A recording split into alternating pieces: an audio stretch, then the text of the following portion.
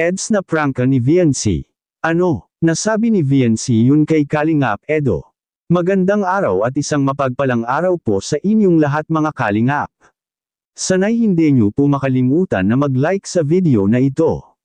At paunawa tapusin muna ang kabuuhan ng video na ito mga Kalingap at para malaman ang nilalaman nito.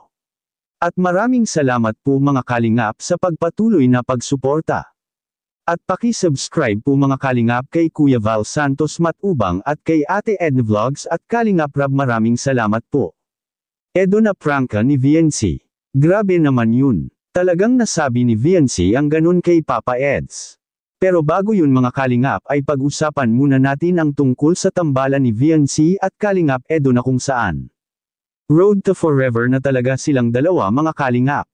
At yun ay kung tutuhanin ni VNC ang ipinangako niya kay Kalingap Edo. Na kapag nakagraduate na anya ito saka pa siya papasok sa relasyon. Will hindi lang naman si VNC ang may malaking pangako ngunit pati rin si Kalingap Edo. Ay nangangako rin ito na maghihintay anya siya kay VNC kahit na matagal pa ito mga Kalingap. Yun ay kung hindi hahanap si Kalingap Edo ng makapagpapuno sa kanyang puso. Dahil ang katulad ni Eds mga Kalingap ay matagal na itong nangangarap na magkaroon na ng girlfriend. Dahil habang patagal ng patagal si Edo mga Kalingap ay palaki ng palaki ang kanyang edad. Marami nga sa mga nangyayari kahit na nag-edad pa lang ang ilan ng 20 years old pumapasok na ito sa isang matinding obligasyon. Kagaya na lang sa pagiging magulang kaagad mga Kalingap maraming mga kabataan ngayon na bata pa lang nagkaroon na ng pamilya. Si Kalingap Edo pa kaya mga Kalingap na mahigit 30 years na siya. Kaya ang mga katulad ni Edo mga Kalingap ay kailangan talaga niyang magkaroon na ng mamahalin at posible isang pamilya. Maalala natin sa nakaraang episode mga Kalingap ay si Edo excited na itong magkaanak.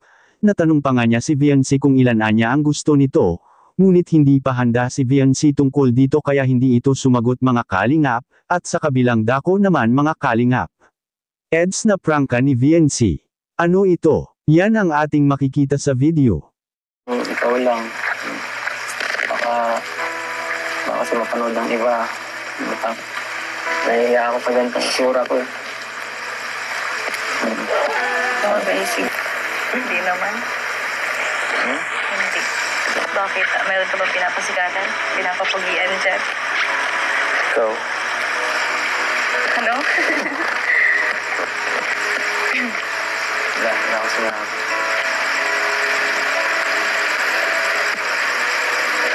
Hindi ka na naman kanina.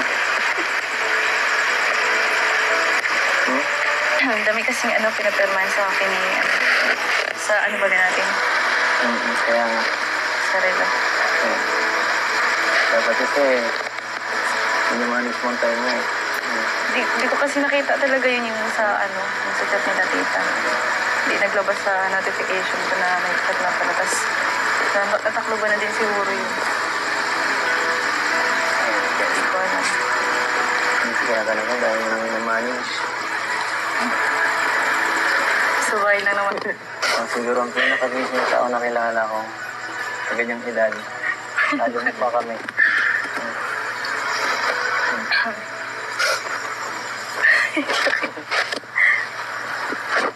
Kahit busy man ako, palagi man ako may time sa'yo. Ayos sa'yo. Ako manuhin kita ito. Akin ito.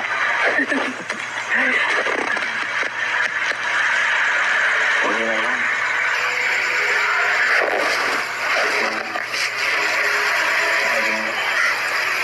Oras ka pa talaga?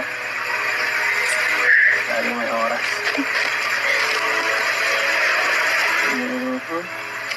Buti naman. Sumama ka sa akin.